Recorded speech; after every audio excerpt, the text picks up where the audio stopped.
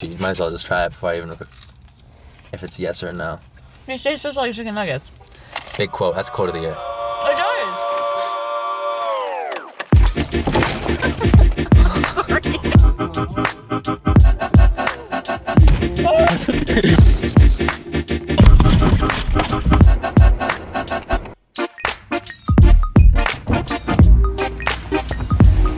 And we're back. Welcome back to fksalad. I don't know what episode this is. This is probably my first episode where I'm transitioning from like day to night. I have my friend Jess here. Safety first. Safety first. We're gonna buckle up. And actually, safety first, but food first. Okay. This is my first like drive-through experience in these videos. So I hope this like looks okay and people are entertained. I haven't decided yet if people are like watching these or if they're listening yet. You too. Are we actually eating meat in 50 years from like a McDonald's? Like, is it even meat? Like in 50 years, is McDonald's serving meat? Well, even right now, from their inception, I wouldn't say it's the same kind of meat they had when they were just one storefront location. That's true. This nugget is like juicy. You definitely can't see that though. Oh, it just dripped. You're not catching the juicy stuff. You want to catch the juicy stuff? I do want to hear about the military. I mean, to what you want to like talk about. It blows my mind. It's so like fascinating to me. So I've never met anyone in the military. I have a similar situation where I don't have friends or family in the military, and obviously without that sort of understanding about it, it was really easy for me to say like it was another occupation for me just to tap into. So we had a recruiter at U of T one day, and he just had one of those pop-up booths, and they do that pretty frequently actually. They go on campuses all across the GTA, and they'll just stand there for a few hours and expose the public to jobs in the military. Cool. Particularly the reserves, the part-time option of the military. So they go around and tell people about these things, and they're very friendly people, and they're also not the most common archetype of people in the military. So already that's like, it's not that it's a red flag, but fair warning to people who are thinking about joining the military and have never had an experience with the military through friends or family. You're obviously going to be treated very kindly and politely by all these people that are trying to recruit you, because they're trying to recruit on the masses right now. Around the GTA especially, we have tons of recruiters that are dedicated to going to events and doing all this outreach to get recruits. We're having a huge issue with recruiting and retention. So once we get you in, it depends on your experience already, but your application process could take up to 10 months to process, maybe a year. Some people it's less because they've worked in fewer places, or they've lived in fewer places, or vacationed in fewer places. You have to remember that when you're joining the military, it's one of those jobs that you obtain an instant security clearance. It's a very minimal security clearance, but they still need to verify all these things about you. So when you provide your employment history, your references, they have to check all of those things. So it's a pretty lengthy process, especially when they have like 1,000 applicants in a quarter, for example, and they only have maybe 10 staff dedicated full-time to do all of this paperwork and administrative work around it. So my application took a pretty long time to get through. So in February of 2017, I had applied online, and it wasn't until December of that year that I actually got sworn in. But I was already telling people like, oh, I'm in the military, or I'm almost in the military. I'm almost there. It's because I was always like getting one step closer, and I had a feeling I was gonna get in. Like it wasn't an issue after I passed the fitness test, the aptitude test, and my medical. Like there wasn't really any outstanding issues. That pretty much means you're in. It's just there's a lot of not gaps. There's a huge space of time in between all those appointments and visits you have with the recruiters. Right. So I was like, I'm basically in, guys. And then finally, December 2017 rolls around. I have my swearing in ceremony. Everything still seems very normal and chill. January comes around. It was like the third weekend of January. I did weekend basic military qualification, which is like the first basic course everyone in the military has to complete, no matter what trade they're going into. So I did that, and on my first night in there, we all are filing into this one room, and we're going to be having our first lecture of the weekend delivered to us by our troop Warren. And man, this guy was scary as shit. So I didn't think it was going to be like the movies, and it was very much like the movies. So I come in and I sit down, and when people were coming to attention and doing drill in front of us in their uniforms, like all of our staff was formed up at attention, I kind of smiled and giggled a little bit because I was nervous, and some people tend to just smile and giggle when they're nervous. So I had this big smirk on my face, and the troop warrant sees me. It was a small group of us, so it was very easy to spot me in this group. And he's like, Private Afonso, wipe that smirk off your face. And that really set the tone for everything that's happened ever since. Wow. It's ultimately a very rewarding and fulfilling experience. There are a lot of things I've done in the military that I wouldn't have been able to do elsewhere, but I've had so many frustrating moments, and I have a bit of an attitude problem, which fueled the fire. I don't conform very easily to uniformity, and I just feel like I don't like when people can't answer the question why. So whenever I had questions for people about why we were doing things a certain way, no one would answer, and my attitude would just grow bigger. Fair enough. So I'm a good troop, but I'm a bit of a bad troop. Are you like, so we're going to kind of talk about what you're into now, but like, Yeah. are you kind of like, was that like a past career then for you? Like, are you I still feel like it was a filler for me. So at the time when I had applied, I was just finishing up that last year of university, and I had no idea what I was going to do that summer. So I figured I was applying in the winter of 2017, essentially, and I would hopefully get hired and have a summer job. And obviously that didn't happen because I didn't get sworn in until the end of that year. So it was supposed to be this kind of in-between job, and it was sold to me as a part-time gig. So I would still get my foot wet with the military, kind of understand the workings of it, but I would not be a full-blown 24/7 member of the reg force, the regular force of the military. So I wouldn't be posted somewhere, for example, or sent somewhere without my expressed consent. Yeah. So I thought, I'm still going to be in school. So after undergrad, I stayed in school. I went to college for 2 years. So working those part-time hours was great. And then they also guarantee full-time summer employment for your first 4 years of service. So during those first 2 summers thereafter, I had guaranteed full-time summer employment with them, which was great because, again, like I was a student that was, kind of in between different jobs and opportunities. So this was great, just having steady employment. And it was there for me if I wanted it, and if I didn't want it, I didn't have to take it. But I needed it. I needed the work. I needed the money. So I took that. I took the hours in the summer. But after that, I feel like I've just had enough. Right. So to answer your question, if it's like a past career, I feel like I've hit the peak that I wanted to hit with them. Awesome. And I got fully trained in my trade. I got promoted recently. But I reached this point where it's like I'm gonna plateau, and I don't think I want to plateau in any sort of career.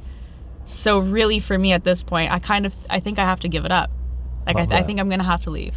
Love that. And it sucks because I thought it would be so cool to just have this career alongside a main career, but that's not always something that's feasible.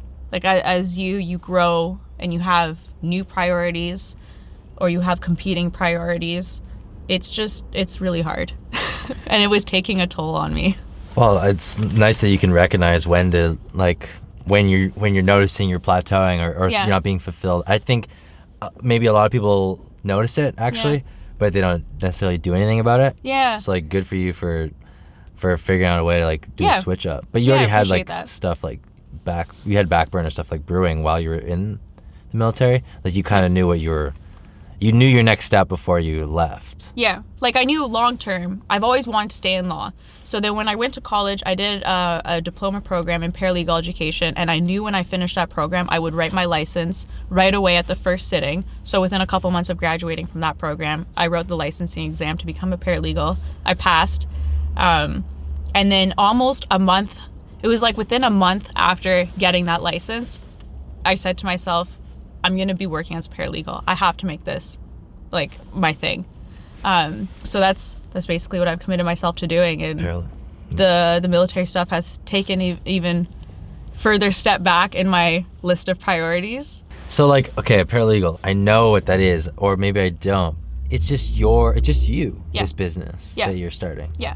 So paralegals can run their own business, which some people don't know. A lot of people get it confused that I'm a lawyer just because I run a law firm. Right. That's what I'm kind of. Yeah. So it's not a law firm, so to speak. I think we kind of tend to associate the term a law firm with a lawyer. So think of it that way. Law firms belong to lawyers, and a legal services firm or a paralegal services firm would belong to a paralegal, because that's essentially what paralegals do. It's more of legal services, whereas lawyers have this like unrelinquished sort of like unlimited scope of practice. Paralegals have a limited scope of practice.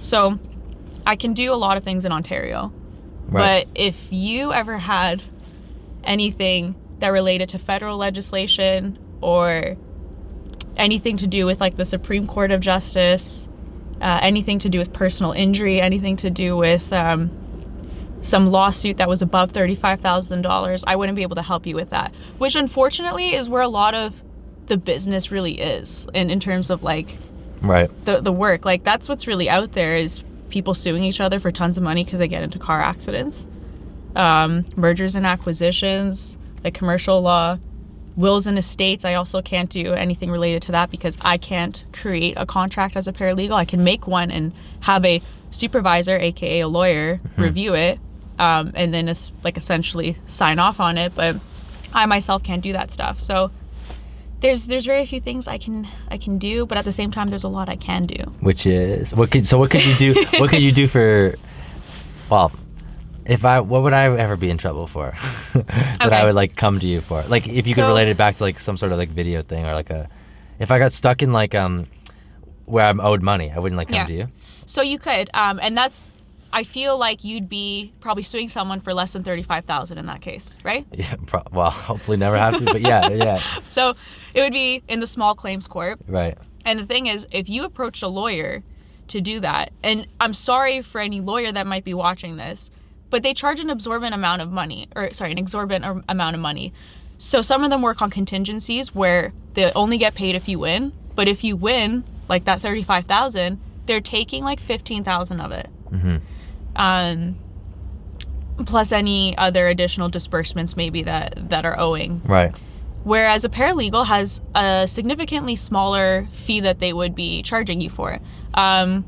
Personally, I don't want to do contingency fees when I get into the small claims court. I would rather just do billable hourly, because I feel like if you win some sort of claim, like that's your money, but you can pay me for the work I've done to help you. Of course. Right? Like that sounds like it makes more sense to me, and I totally understand why people would work contingency. There's a lot of money there, but I don't feel right doing that. And it's funny, my family saw that I was charging only like $35 an hour when I showed them my marketing materials on the weekend. And they just raised eyebrows at me, like, why wouldn't you charge a little bit more? Like, you know, paralegals can still charge like $60-$70 an hour. And I'm like, that's not the market I want to hit. Like, I want to help students and seniors, and why would I charge more money than that? Like, I don't really need that much money to live off of. Not in Kitchener/Cambridge anyways. It's not expensive to live here. I wonder how many students and seniors listening. All the seniors are listening to this. Yeah, all 200 seniors. Yeah, so if you were to sue someone, like that's something I could help with. Criminal charges, if you were facing a maximum punishment of 6 months in jail or a $5,000 fine or a $5,000 fine, I could help with that. The problem is there was a huge revamp an overhaul on the criminal code recently. So Bill C-75 came into effect towards sometime in the last quarter of last year, so of 2019. And it basically standardized the idea of what summary conviction offenses really are and like what their maximum punishment is. So now all of these offenses that didn't expressly say what their max punishments were now say 2 years less a day of prison. Okay. So before, I could probably assist you with something like an assault, for example, because the Crown might elect to proceed on that offense or those charges summarily, and you would be facing like a max 6 months imprisonment or something, and I could assist. I think assault is a good example. I'm not 100% sure, but so something like that. But now that offense is, along with like 100 more, maybe around 100, maybe a bit less, but a bunch of offenses now have this max punishment of 2 years less a day. So a bunch of paralegals can't represent others on those matters anymore. So we're limited to like 5 different things, and they're stupid as hell. Like if you were, I think one of them is like if you wore a military uniform out in public, maximum punishment for that is six months in prison and or a $5,000 fine. So I could represent you on that. Like, cool. How many people actually do that? How many people actually get charged and convicted of that? I think if anything, police officers would go up to someone and be like, hey, stupid, take that off. Right. Or they wouldn't even question it, because I mean, like, who's the average person to go up to someone in the military in a military uniform and be like, are you actually military? Like, yeah. Like, you know, it's funny. You question it. It's funny you saying that though, because I totally agree. There was like a viral video about that like a couple years ago, if you remember. Yeah, that was a really big deal. That was a big deal. So anytime something like that happens in the military, we talk about it for 25 years after. So that video will always come back into some sort of briefing by like a commanding officer of a unit, where he'll say, you know, please don't do this. Or if you have friends that are thinking of doing this, please don't let them do this. So yeah, you can't go around wearing stuff and claim that you're in the military. And the worst part was he pretended to be a paratrooper, and those guys have it rough. They're the guys that jump out of planes. Yeah, I don't know what that, I forget. We're talking about the same video. I think he had fake medals too, which was like, whoa, buddy, like that's so not okay. You're not still writing Facebook posts, I'm realizing. Yeah. Queen of Facebook posts of 2017. It was a good time. Jess probably wrote like the largest, you know, those large annoying Facebook posts? Yeah, well, queen of them. But they weren't actually annoying. They were very informative.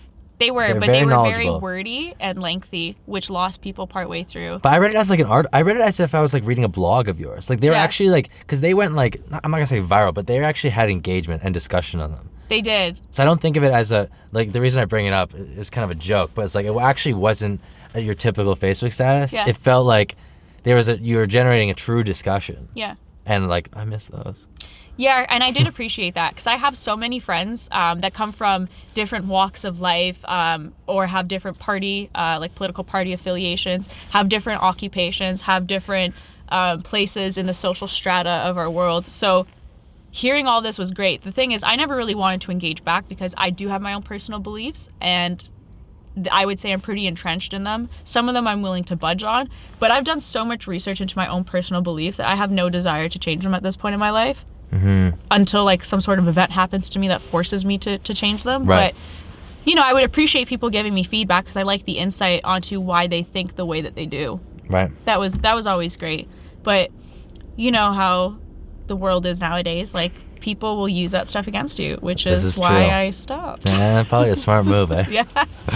Okay, we'll be right back.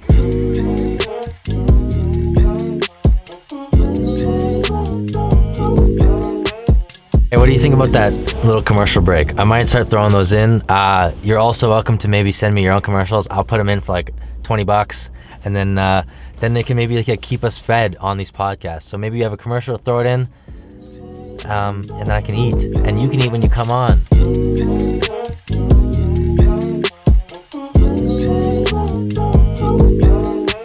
I've always been in different leadership positions, mostly like throughout university with student unions and student groups. And so I've always had to be the one that like has those kinds of discussions with people, right, where they've confided in me about something, and then I have to say, okay, here's my advice given my personal experience. So I am used to talking about myself quite a bit, but not in like a gloating sense. It's right, more to tell people, this was my personal experience, and this is what you can do to either mirror it, mimic it, or avoid it altogether. Right? And I've had some really shitty experiences throughout like quite a few of those university years and college years. So I feel like it was all worth it though, because I can share that with someone and essentially deter them from being a shitty person. Yeah. Making shitty decisions. Right on. Yeah. There's nothing wrong with being honest. I mean, people appreciate you for it. Mm-hmm. Yeah. Very well said. Well, thank you for being honest, and let's get out of here. Yeah. We're ducking out of here? We're ducking out of here. Back into A&W for the third time. And so like that's it?